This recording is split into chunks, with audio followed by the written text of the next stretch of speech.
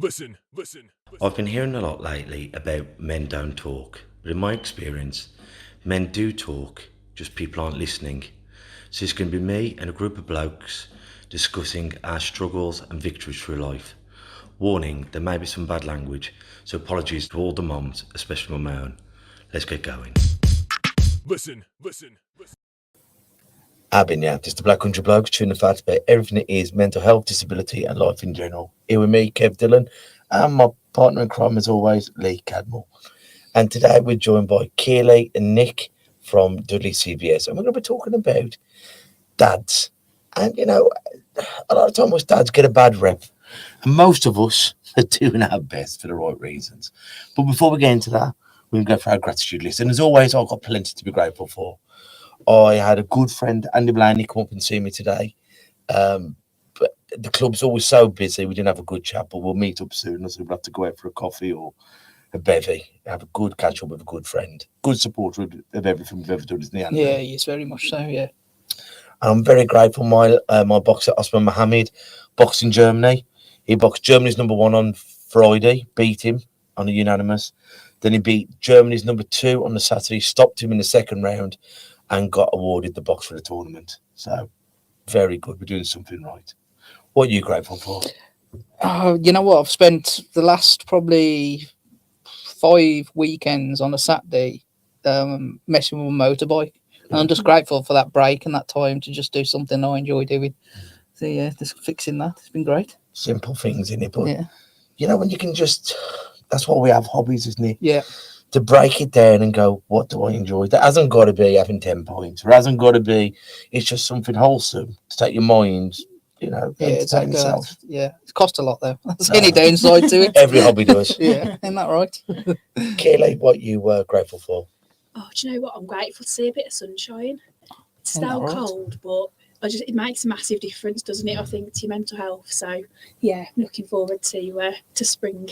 The lights getting, staying lighter. Yeah, that helps you, doesn't it? Massively, I think after I finish here, I can go and sit in the garden. I never do, but it's nice to have the option, isn't it? Yeah. What are you grateful for? I think Nick? I'm going to go with Keeley too. Saturday, the sun shone all day and I went in the garden. It was too wet to mow the lawn, but I was dreaming of it. Yeah. And I was thinking about planting bulbs and I was thinking about the time I could put my flip-flops on. Yeah. So I'm grateful for the sunshine. Well, I love spring. I hate autumn. My missus loves autumn because she goes, oh, well, the leaves. But autumn to me, it's every day it gets darker, it gets cold. It's like the descent into madness. Yeah. Whereas like spring, every day it's a bit more optimistic. Yeah. We're almost there. The nights are getting lighter, the weather's getting warm, the flowers are waking up. Spring's full of hope to me. Yeah, and me. It's nice to leave work and it not be pitch black. Yeah. You still feel like you've got the evening ahead of you then. Yeah, don't you? It's like 9 times out of 10, you're only going to sit in the house anyway. But having the option is fantastic. I always think that like at Christmas. I love Christmas anyway, but you drive to work and everyone's got the Christmas lights up. January happens, we're all depressed. We've all got but the drive home's depressing because you have no beauty. Yeah. It's dark, but you haven't got the lights up. Yeah. And I think that's a big factor to it, you know. I look forward to Christmas, but then everything you enjoy, all your hobbies and everything, it all stops, doesn't it? Everyone closes, shuts down. So then it always ends up being, I find it quite difficult. Yeah. So yeah. And I think it's all built up to be this hurrah, isn't it? A bit like what we're going to talk about in a bit, like a childhood, like because we're talking a lot about dads. That wow moment when you have a child, and I struggled with it for years, like because my wife, we were going to have everything natural, and then my baby was coming out bum first, so my wife had to have an emergency cesarean, and all this, and me, I'm a right titty baby, I cry at everything, and I thought I was going to hold my baby and start crying. It was going to be like Simba from the Lion King. I was going to hold Simba up in the shine, and I held the baby there, and you say, I'll die for you, I love you. But I didn't have that wow. But I fell in love with my daughter. It wasn't that instant. More men I've talked to up here at the club in the day classes and night classes and everyone, they went, me too. And even women, because women are supposed to have this euphoric, I've cooked this baby. And how many women, they don't bond straight away, but we don't talk about it because it's almost, am I a bad person? for not feeling, because we've watched the movies and the sitcoms and the cartoons, but that's fiction, isn't it? Yeah, you see these model families, don't you, on Instagram, and everyone looks perfect and happy, and it's not the reality, is it? It's not like that, being a parent. So it's really good that you can be honest about it and talk about it. And it's not being shameful. Some people I talk to, they sobbed, and that's brilliant. It's like with grief, isn't it? Yeah. Someone dies, there's no correct way to grieve. You know, some people cry, some people go back to work, and it's the same with love, isn't it? With me, I mean, I love my girl. If anyone had ever heard it, then, you know, you swear allegiance to your children, don't you? They're yours, and you love them. But I fell in love with her, and every day, you know, you fall a bit more in love with them, don't you? And you see they resemble you or your partner or the grandparents. They have your mannerisms and your humour and even your bad stuff. You think, bloody hell, she's got that for me. But that's part of the love, isn't it? Yeah, of course. Yeah. But we don't often talk about that, falling in love with a child. No. I think there's a stigma around it, isn't there? There's an expectation that we're all supposed to do that, and actually it's just not real life. No. We're all different, we're all individual and unique, and we've all got our own sort of journey into parenthood, haven't we? And I know it's the craziest thing, and I said this to every person who ever has a baby. The craziest thing is you go in as two people, you come out as three people. Yeah. You get used to your wife or your partner being pregnant. It's like you're just going through this journey, and then all of a sudden, labour happens or the cesarean happens, and God all willing, you all come out safe. Then you all go back to your home, and it's to me, it was reality, to be quite honest. Yeah. Because it's a bit unbelievable, even though you can see this thing growing. It's a bit, it's a bit like, and then it's, oh my God, now I've got to look after this thing. And there's a bit of a fright. And when they hold the baby for the first time, it's just sheer shock. Yeah. It's that thing of, I've got a car seat and I'm taking this human back, and I am. Have I remembered the car seat? I'm fully responsible for them, and it's a huge thing. I was shocked. I was in shock. I called my mum up on the phone, and our lad was in the car seat, and he was fast asleep, and I was just sort of looking at him, and I was like, "What? I feel so strange." And she was like, "Well, welcome to parenthood." What do I do now?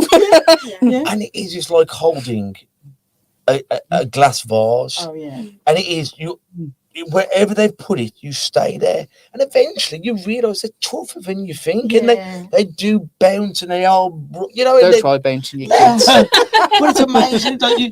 You feel like, even like, because I'm visually impaired and everything, at times frightened about A, being a dad, and B, with my eyes, you know, when you're putting a belt on them, have I done it safely? When you're trying to nappy, is there a bit of poo there? Is it? And you're thinking, you do your best. Yeah. And that's the thing, it's the fear that holds you back, isn't it? But then I remember the first time we were away, and my missus had gone out, and my daughter had an accident, and it was either you've got to leave her in a soiled nappy, or you do your best. Yeah. And you do your best, and it's better than you think it could happen, and it's getting over the hurdle, isn't it? Yeah.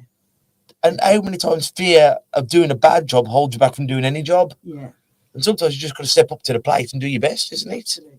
Yeah, it's just learning as you go, isn't it? And like, I think it's great, like, you talk so like openly to each other as well, don't you, about being a dad and things like that. And that's something we're really hoping to do, like, through our work, is try and bring dads together to talk to each other about how's your week been, like, how are you getting on with the nappies, how's you know, are the kids doing your head in, and like just having those like real sort of honest conversations about the reality of being a dad. And I always think, like, when you're the apple of each other's eye, on your partners and everything, and you walk in, you give your partner a kiss and a love, and then you have a child, and sometimes you're that tired, you walk past your partner, you acknowledge the baby, and you reach other's worlds, and sometimes you just each other's passing ships. And it's making time for each other, isn't it? Making sure that person knows that they're special as well. A date night or a movie night or a Chinese, whatever it is, but just going, the bab's in bed, let's have a bit of us time. And that's tough, isn't it?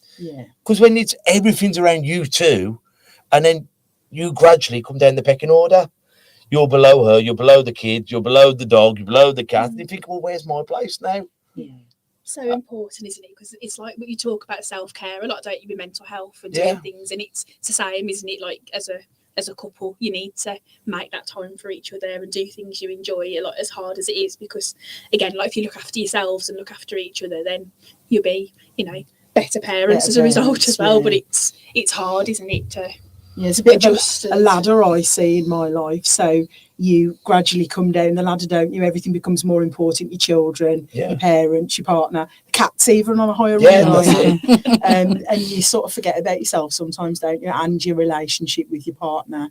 And I think that's really important. I think it can get strained as well because the majority of the time dad goes out to work, mom stays at home with the baby, or the other way around, whichever way is working. But then the other person comes back from work and it's kind of like, well, I've been at home all day with this baby. So Yeah. it's, and you go, Yeah. well, I've just been to work all day. yeah, you know, it's a bit of tit for tat, tat, isn't it, yeah. sometimes? Yeah, I think you've got to find the balance in that as well. Yeah, And being definitely. a stay-at-home parent, I had it when in COVID, my wife was working upstairs, I was downstairs with my little one, and it's a full-time job keeping a child entertained. And then once again, because I saw it on the different side, so from both sides, when I was up here all day, then I'd come home to my missus and she was trying to have the baby because I'm tired. Then I've been with the baby all day, she's finished, I've been with the baby all day, I need a grown-up conversation. You have her?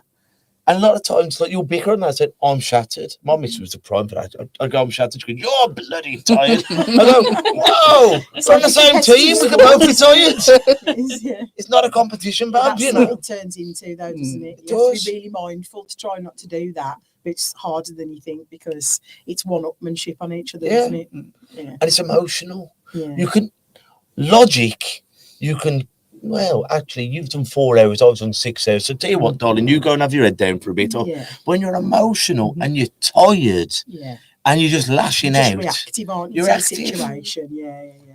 the fastest ways to make you go crazy, deny you sleep and isolation. Yeah. And babies do that Yeah. because you're tired all the time. You know what I mean? You do it, oh, I've got work. And so you're like trying to help each other. And then you're on your own with this screaming little beast. And it does, it sends you I'm not to sure we're that. pushing this in the right direction here. No one's going to want to have kids. But that is the reality of it, isn't it? It and is. that's what we want to hear about. Like we want to hear the reality because I think that's what Mm. we don't talk about enough, isn't it? So But the reality is also coming home from work and having this beautiful child run up to you happy and telling you yeah. about the day. When they learn know, how it's- to yeah. give you a munch. And sometimes, because that's not even, sometimes when you hold your baby and they just lean in Yeah. or they give you a kiss. I remember seeing it years ago with my daughter, when people kissed a child on the mouth. I thought, oh, that's really creepy and really weird. And then my daughter kissed me on the lips and I loved it. Yeah. I was going, wow, it's such a pure, non-sexual, before it happened to me, I thought, oh, that's creepy. But when it does it, just a natural, it's bloody hell, that's love. And then when they Yeah. munch you or it's a different kind of absolute love, isn't it? yeah, I know we're laughing about like the tiredness and the hard times, but ultimately the positives outweigh the, Oh, yeah. the Absolutely. challenges. Well, no don't one they? would do it. No. And we keep on going back into Yeah, that's it. again. Yeah. Yeah. Yeah. But it's mate, and that's why you gotta have these chats. And look, us dads need a good shout, you know what I mean? And I said, we were saying off air, there's so many different forms. I think this is why it's great what you're doing. The different kinds of dads. The stay-at-home dads, the dads who are still in the child's life, the dads who have chosen not to be in the child's life, the dads who want to be in part of the child's life but can't be, the dad who's lost a child Yeah. through death, the stepdad, the foster dad, the adopted dad, the coach dad, who's like, I've got 100 kids downstairs, you know what I mean?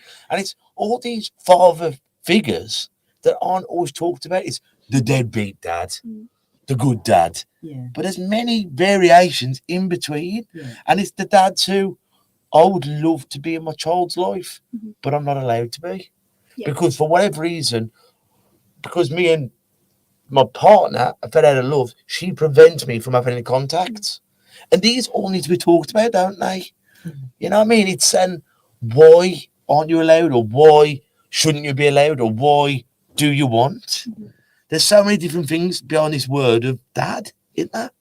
Yeah, definitely. And I think part of what we want to do is to kind of shout about dads and get dads to talk about what's great about being a dad and what's really hard about being a dad, because we recognise, and like dads we spoke to haven't all had great experiences through like the healthcare systems and through even going to like stay and play groups. They felt they've been very kind of female dominated. So it's really important, because dad, you're 50-50, aren't you? You're very much part of that partnership. So we need to make sure that that's kind of reflected on every level, really. So. And mums get lots of support about motherhood is shared on the playground. When you're waiting to take the kids in, you talk about weaning or sleepless nights or how to do this or what did you use when your child was teething, and you share that support and that experience, and you come away a little bit richer for it. Dads don't typically do that or don't do it as much, and so those conversations about fatherhood, and if it's difficult and if it's tiring and if it's exhausting, they don't really happen in those natural ways. And so we're really keen to try to find ways for dads in Dudley to come and engage and come and have those conversations just like this, and to be honest and open about it, so that we get the good, the bad and the ugly, so we can identify where those gaps are, where aren't there the groups happening for you, where you feel excluded and you feel like they're very orientated towards mums. Let's have those conversations, talk to us about it, and then we'll try and see if we can address that and redress the balance a little bit. And not all, like, 'cause I said to you, like when my wife had a cesarean, my wife had been gutted from head to toe, all this, and it was Mr. Dillon, go and wait outside, it'll be 10 minutes. So you have to wear that all the costume. Yeah. And that 10 minutes turned to 45 minutes, and I'm sat there outside thinking, I don't want to be that guy that you is. I've gone in with my wife, a whole new future is about to happen, and you lose everything. Yeah. And then it's like, oh, you can come in now, and it's, you know, she's caught, and then you're holding the baby, and it's no like, you're right, mate. Do you want a brew? It's literally, you have this. And obviously, Kate, my wife's had a big operation. But then on the night, all right, then, Mrs. Dillon, clear off now. Well, can I wait with her? Because she's petrified. It's her first baby. Yeah. She's had a horrible day. And it's, well, you've got to leave now, come back at 9. Yeah. And then, you know, I mean, you can't even phone because there's other, and you're thinking, that's exactly the same experience as my partner, and I had a C-section and he was told to clear off because it was past visiting, and he just went home and sat on the stairs and cried. He said, I've got this new baby, I hadn't even seen them because they were in intensive care. I didn't know if you were all right because you'd had an operation. You were still numb, and he said I was just sent away, like I wasn't even factored into it in any way. Which is, I was the taxi driver who got you there, kind of thing. Which is something that's not right, is it, on any level, really? And I know it's a capacity thing. Where do we put all these dads? Where do we find the space for them in the hospitals? I know there's got to be, but it's on an emotional level and a personal level. That's not a nice way to feel, is it? Well, you're a wreck yourself, you know, because you're thinking, especially your first, because are you all right? Are you okay? What should I be doing? Really, what can you do? Well, you're trying, you're just a nuisance, and then once this all happened, you're thinking, well, tell me to do something. And once again, do you want a drink, darling? Do you want some ice, darling? Can I hold the baby, darling? Yeah. It doesn't take 2 minutes just for someone to come and put their arm around you, does it? And say, do you want a quick coffee? How are you feeling? You know, this is what's going to happen. You know, we're here for you as well. We can signpost you if you need any support. It's not an awful lot to ask. There's a whole checklist for a mum who's had a C-section before you're allowed to leave, you know. So have you had a bowel movement? Have you done a wee? Have you had a wash? Have you eaten? There's this whole checklist to check that you're physically, emotionally okay but there's not a checklist for a dad.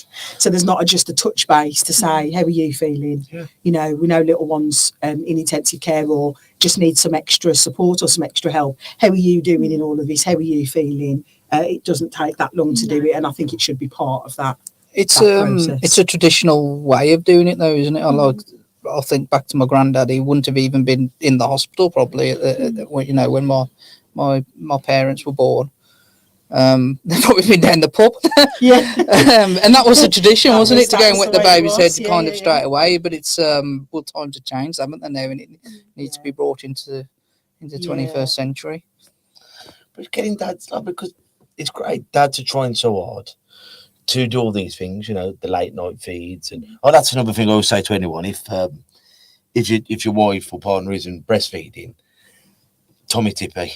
Because I'll tell you something, when that baby's screaming at 2 o'clock in the morning, you're trying to boil the kettle and you're burning yourself and you've got to cool it down and the baby's screaming. But then machines will just go in the mouth. that was a godsend. I'll tell everybody, if your missus isn't breastfeeding, get a machine because the baby's crying, you're burning yourself and it's going, oh God. But it's them things, But they're the things that people need to know. That's it? the really vital stuff. With your first baby, you buy all the stuff, don't you? Yeah. You spend hundreds on all the stuff that you don't need. Don't need. But maybe that's one of the best things you can invest in. It was the best thing because it just stopped everything because absolutely. you're tired. And the thing is, if you've boiled the kettle too much and so you've got to test it on your own skin. Yeah. Oh, it's too hot, so they put it in the eyes and then but you're thinking, but that baby she had colic, she had reflux, and it is just wailing.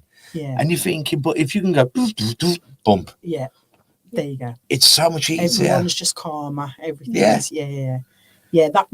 That's one of the things about this piece of work and this project is that sharing of information, those little nuggets of gold that you want to hear. Like, no one told me when I had a boy that you need to tuck his old fella down in the nappy. No one told me that. Yeah. So for the first 3 nights I was home, I was going, Mum, why are the sheets wet all the time? I'm changing the cot sheets all the time. She's like, have you tucked his old man down? I'm like, no. Why didn't someone say that to me? Exactly. Why is that not in one of the parenting books? And that's the stuff that we need to have those. We need to have those conversations, and dads aren't really having them, so they feel alone in it, and it's quite isolating. You feel embarrassed, don't you? Like with anything, I said the best friend of any mental health is loneliness. And if you feel I'm an idiot, so I don't know, the only way, what's Al saying? An idiot is a man who asks a question is an idiot for a second. A man who asks none is an idiot for life. Exactly. And but if you can go, well, why does my little boy keep weeing up here? Tuck it down. Or which way do I wipe my girl, front to back? You tell each other. And it's like, I didn't know because I didn't have a brother or sister. It's my first child.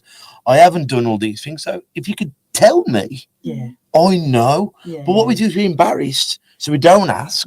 And then we keep repeating the same mistakes. The only way of beating ignorance is by asking questions and getting answers. Learning from it, definitely. There's a really good app as well, which is great for dads, called DadPad, and it's literally like a breakdown of all of these practical things as well. So if if you are a dad and you're struggling and you've got questions and you maybe don't feel that comfortable to ask, have a look at DadPad as well, because that's quite useful, really isn't it? useful tips and advice and support.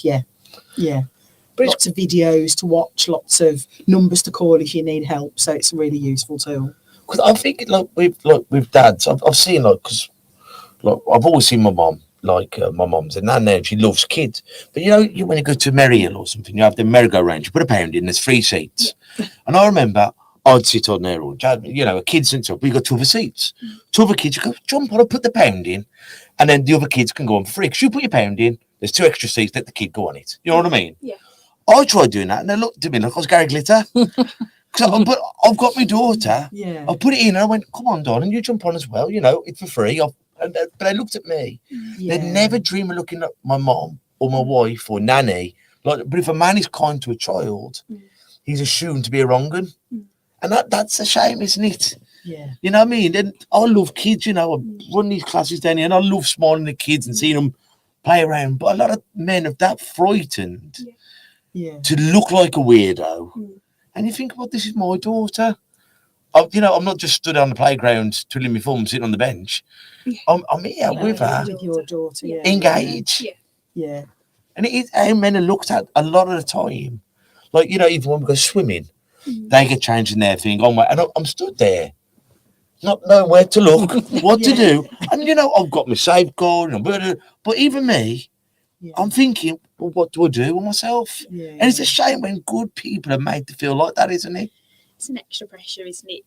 Like you say, you're trying to navigate being the best dad you can be, and then you're worrying about what everyone else thinks as well. Precisely. In terms of the project you're on now, is the aim just to get information off them, or I know you're doing peer-to-peer support as well, aren't you? 3 strands to it. So we, I'll let Nick talk a little bit more about it in a moment, but I'd just briefly say we've got 1 part's research. So that's we want to hear from as many dads in Dudley as possible about their experiences. So how do they get in touch with with their So they experience? can call us, they can email us, we can meet them for coffee. So we can give you all of our details.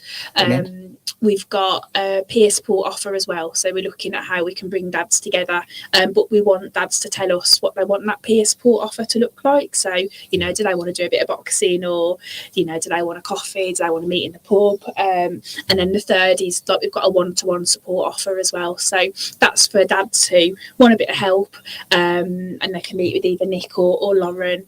And that's for dads who have got children up to the age of 2. So there's those 3 areas. Yeah. So, you know, some of that support could be they need some getting back into work. They want some support and advice around that. Some signposting for getting some smoke alarms fitted in your house, or baby bank, food bank, getting some food vouchers, some white goods. They might need some carpet in the house. They might say, you know, I can't afford it. Is there any help out there for me? So it could be help with those kinds of things, or it could be help around, you know, I feel like I haven't perhaps bonded so well with my baby. I don't feel like that relationship's there, and I want to be able to enhance that, and I want to do that more confidently, and I want to have more self-esteem around that. And so we can try to set up some of these peer support groups where dads can confidently come into a space with other dads, have these conversations, and feel like they're better fathers, and they've got the tools to be able to enhance that relationship and that bond with their little ones. I think we just feel like sometimes, like you failed, and look, because we see the movies and the Instagrams, it's like, hey, everyone else is nailing this and I'm not. And it's not like that, is it? Because you have your peaks and your troughs. Yeah, absolutely. And, you know, it's like some days, as I say, you fall in love with your child, and some days, like, I didn't enjoy the baby stage. I loved the child stage, even at the toddler stage when they start playing and laughing. But the baby stage, when they're crying and you're thinking, are they broken? I think we've got that from this podcast. But sometimes you think, are they broken? Are they poorly? Am I catastrophizing? And sometimes they're just being a little jerk.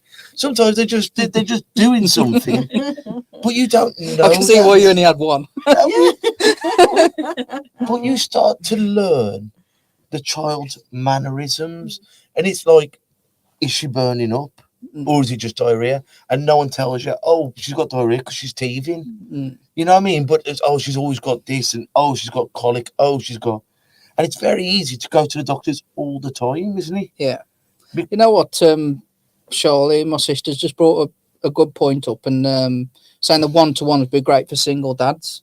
And we really forget about single dads, don't we? Really, you know, I think that's vital for things like that, because where do they turn to? There's not many single dads out there, let's be honest. There's not many compared to women, single. There's loads. No, compared to women, though, it's. You'd be surprised. I was talking to people, and they've got full custody of their kids, and he's got 3 kids, 3 different moms, and he's got all the kids. But it's a lot more common now than it ever has been. Oh yeah, without doubt. But I don't think it's matching. I think if you look at the stats of it, it's not matching what maybe what not the women stats. do. And then where do you find other single dads to talk about your experience? So I've already started to speak to a few dads as part of the project who are single dads and are doing it on their own. Yeah. And their kind of feedback is that it's lonely. That I'm really lonely. I feel like I don't belong in those community groups or those rattle and rhymes at the library, because they're all predominantly mums. There's nobody else. There's no other dads. I feel a bit like a fish out of water.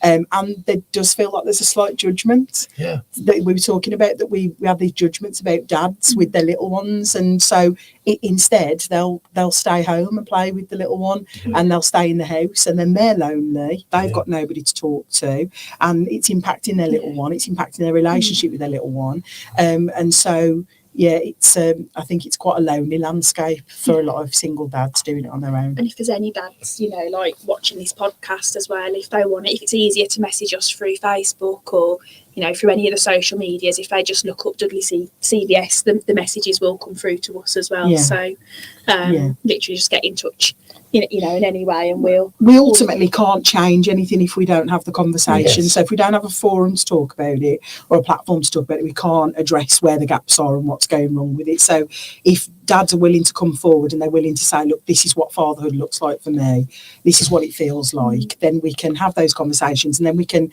link in with different providers and different organisations and say, this is what's needed, this is what we need to put a change in the dad's toilets, because if there's a single dad coming, they can't go into the ladies to change the baby, and it's a basic need. There's some simple things we need to put into place to make dads feel more welcome, more included, and like they can come along. We've said this quite often with disability, that the people who are disabled, they never ask what's actually needed.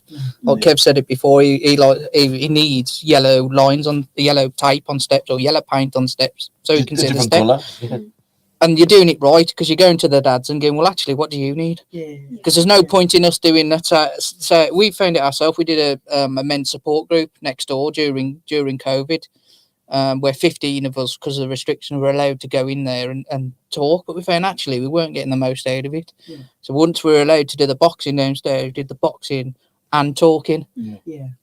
Because you're more likely to open up when there's more lads, you're not concentrate. You get a bunch of blokes sitting in a room and I'll sit there going, it's just not, it doesn't feel right, does it? Whereas you did it downstairs with the boxing and people are more receptive to talk. Yeah, definitely. I think doing an activity and chatting as you do it, or afterwards. You see quite a few now, like men in the sheds and things like that, where they'll get together and they'll do woodwork or do something, but it stops loneliness for starters, because you've got somewhere to go, and you do talk. You're more open to talking. Sometimes having that offer, that draw to get you to go, whether it's a men's shed or boxing or something, it's great for your own health and well-being. It sounds more appealing to me to go and if you said, well, can you go in there and talk? There's 15 blokes, you can sit in a circle and talk. Actually, do you want to come here and do a bit of woodwork? Yeah, I don't mind trying a bit of that. While we're doing something and you're doing something with your hands, we can have a cuppa and we can have a chat. Yeah. We can have an informal chat. You can talk to us about what it feels like for you. We can capture that, and then we can try to work together to co-design some peer-to-peer support that's going to work for everybody. Because what it is like you have time to think, don't you? If you're talking, it's like, that's my foot. So you go over, you pick the gloves up, or you go and put the skipping rope away, because you're having time to think.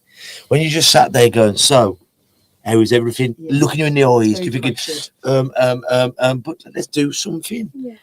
Let's point the focus away from something. And it's multi-layered, isn't it? Because not only are you having the conversations and you're finding out about what that picture looks like, but they're enhancing their health and well-being. They're learning a new skill, a new hobby. They're making friends. They're making connections. It's multi-layered what they're getting from it. So a lot of my one-to-one sessions are basically counselling.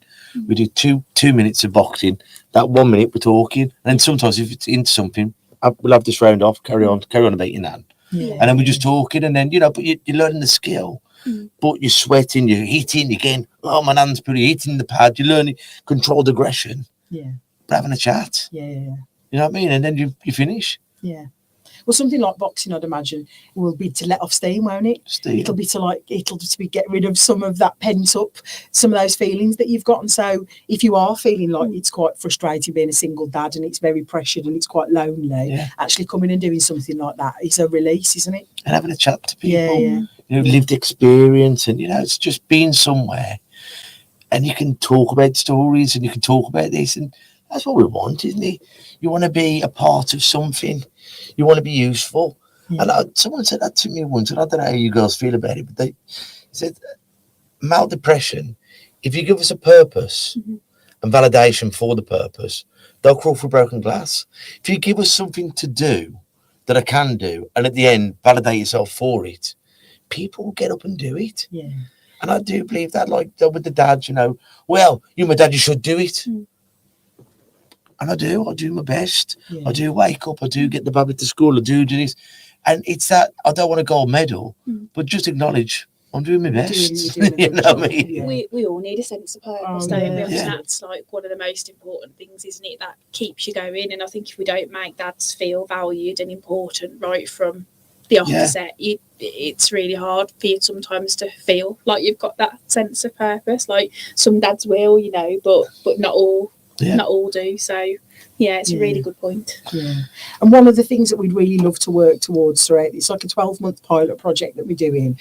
We'd like at the end of the year for there to be some sort of celebration of dads, so that we've all of these stories that we've collected, hopefully, if dads get in touch, that that we build up this picture, and that we have this sort of like Dad's Rock Festival where families, dads, they're young people, you can have food, music, you can have boxing demonstrations, you can have tennis demonstrations, footy demonstrations. There can be little bits of activity that you can jump into with your little ones, maybe baby massage, some arts and crafts going on. All of the family can be there, and it's really just about celebrating all that's great about Dads in Dudley and where we can go in the future with it, what the journey might look like in the future, so that we've really listened, hopefully, to what some of those wishes are and what some of those desires are, and we're going to try to take that forward as a bit of a legacy. Well, it's like we're always talking about inclusion, but you won't include us when you want us. How about the times, the silence, and it's, and as you said, it's like, if I can be at the appointment, I want to be at the appointment. If I can be there at the parents' evening, I want to be there. If she's playing a bloody euphonium, it sounds like a cat being strangled, I'm always there. You know what I mean? You don't mind your own kid playing badly, but 20 other kids playing an intro badly, but you're still there for the important moments. And once again, that's what it is. It's being there for the good and the bad. Yeah. And that's what it is to be a parent or a grandparent or a guardian or whatever it is, that family unit. Is that, isn't it? Yeah. And the family place has got so many different faces and names than it ever has. But a family is a family, isn't it? It's a place of love. Of course it is. And to share knowledge with one another. Because when you are a parent, you can't lie 'em on the back. No, you got to lie 'em on the side. No, you got to lie 'em upside down. You've got so much information coming at you. And what do you mean your baby isn't walking? My baby was walking at 2 months. Or and it's like, we do it when we're going to do it. Yes. We pick it up at different levels and just enjoy it. Yeah, and part of parenthood, I think, and being a better parent is about trusting your instinct to know that your journey is your journey, and you're going to do it your way, and your kids will do it however they do it, and to kind of be confident in that. And that's not always easy. No. I would never have said that with having one child, but now I'm a mum of 3. I can confidently say that because I've become a better parent as I've gone through it. I've learned to trust myself a little bit more and trust my own judgment, and everyone's got an opinion. Everyone did the sleep thing differently. Everyone's got an opinion. I don't have your baby in bed with you, don't co-sleep, breastfeeding's not for me, bottle feeding was for me, all of these opinions. But sometimes it's that confidence to trust your own gut instinct. And sometimes you go, I tried it this way, I dropped the clanger, we're still alive. It didn't work for us. I'm never going to have the baby in bed. But, sometimes I'm not shattered. If the baby wants to fall on my chest, we both need sleep. We shouldn't do it, but by God, we're going to do it. You know what I mean? It's, and as you say, everyone's got an opinion. They absolutely have, in life. And everyone's read a parenting book. Everyone's read a parenting Well, my nan did this back then. And you're thinking, that's great. Take advice with your journey. And that's it. I mean, there's lots of good advice out there, though, I would say as well. And obviously, we would advocate for, people to listen to the midwives and obviously check out DadPad and all those resources as well. Because, ultimately, we want to keep our babies safe, don't we? And do the best by them as well. But completely hear what you're saying as well. It's a journey, isn't it? Sometimes you have to have common sense. Do what you have to do. And give them love and be present. And that's it, isn't it? Give them love and be present. Even, be there for them when you can be there for them. You know what I mean? Because there's nothing like that, is there? When your baby's poorly, whether they've got the cold or tonsillitis or extreme, just being there, having a munch, or having a snuggle or whatever it is, just being there for the baby, your partner, whoever's in the dynamic, that can pull you through the darkest times, can't it? Everything's fine when you're on your own. But if you've got someone there, a friend, an old pal, a partner, a mom, a dad, an uncle, whatever, you're that little bit braver, aren't you? I'm always bravest when I've got my daughter's hand in my hand, because I'm thinking, the devil himself, how can I do this to us today? You know what I mean? Because even though my legs are shaking, I've got her by the hand and we'll get through it. And that's what love does, doesn't it? It gives you strength. Yeah, definitely. Yeah, you can't, time's so important, as you're saying. I think that's the best thing you can give, isn't it? To, to each other and to your kids. And your mates. And I think we all make mistakes as parents. The amount of times I've gone to bed and I thought, oh God, today didn't go good. Yeah. I could have done that so much better today. I could have said something different or handled that in a different way. But as long as you try to learn from it, so that next time it crops up, you do it better. You do. That's the only real thing. You know, that love, that time, that you're patience. dealing with a child that's learning really quick as well, so they're changing as Yeah, quick, you know, their personality is changing as quick as, like, I've got a teenager and I just think it's worlds apart from being 11. You know, she's 15. It's not it's not that long in time, but it's worlds apart as you know. It's constant phases and peaks and troughs, and it changes all the time, doesn't it? Yeah. And as you said about making mistakes, one thing, I don't know much in the world, but one thing I'm pretty damn sure on, there's never been anyone who's worked on this earth, who will ever walk on this earth, who ever had to make a mistake. Everyone's dropped a clanger at some stage, whether they want to admit it or not. But it's the true fool doesn't learn from it. You know what I mean? As long as we're learning from our mistakes, then we're getting better, aren't we? Yeah, of course. And that's the key, isn't Yeah, it? it is, yeah. It's not one shot, one kill. You're going to ball things up. But as long as you're learning and you're not malicious with the mistakes you're making, Yeah. as long as it's a genuine mistake, you're a human being, aren't you? Yeah, definitely. Well, guys, the best way to get in touch with you guys, are you on social medias, on Dudley CVS? Dudley CVS. So we're on Facebook, we're on LinkedIn, we're on X. Those are the main ones. You can look up the website as well, so dudleycvs.org.uk. You can contact us through there. Phone numbers on there as well. So feel free, whatever's best for you guys, really. Give us a call, send us a message. Yeah, pop in. We're on to hear Albion from you. Street in Briley Hill. Can't always guarantee we'll be there, but someone can obviously, like, you know, take your details and put us in Yeah, touch. definitely. And the advice, guys, I mean, off an old pal, if you know someone who's just had a kid, give them a call and see how they're doing. You know, because it's so easy. You phone and go, congratulations, there's the missus. Phone them up and go, how are you? And it does get easier. So just reach out at an olive branch, and whether it's going for a bevy, a coffee, going to the gym, sitting on the settee, just let them know you're there and just say, you know, it does get easier. And it does, doesn't it? It does. So, girls, I'm going to ask you, have you got any quotes or sayings, either from your organisation or from your life experience, that have helped you get through life? Do you want to go first? Oh, gosh. Any quotes Put or on the sayings? spot. Oh, yeah, there's nothing like being put on the spot. This would have been really good homework. This is how it is every week. I think it's just keep smiling, keep doing what you know, what makes you happy, do the things you enjoy, make time for yourself, and talk like you said, talk to your friends, talk to something's on your mind. I think that's kind of what gets me through is sharing. Mine's probably from the film Shawshank Redemption, which is one of my favourite songs, and it's when Morgan Freeman says, "Get busy living or get busy dying." Yeah, true. Okay. Well, guys, thank you so much for coming on. Thank you guys for listening. So until we see each other next time, I want you all to take care of yourselves and each other. Ta-ra a bit. Listen. And that's a wrap for another show. But if there are any comments or messages that you would like us to read out for our next podcast, please be in touch. There are also lots of different organisations at the bottom of this page, and hopefully they can help you or someone you care about. Please share this to spread the word. Until we talk next time, ta-ra a bit. Listen.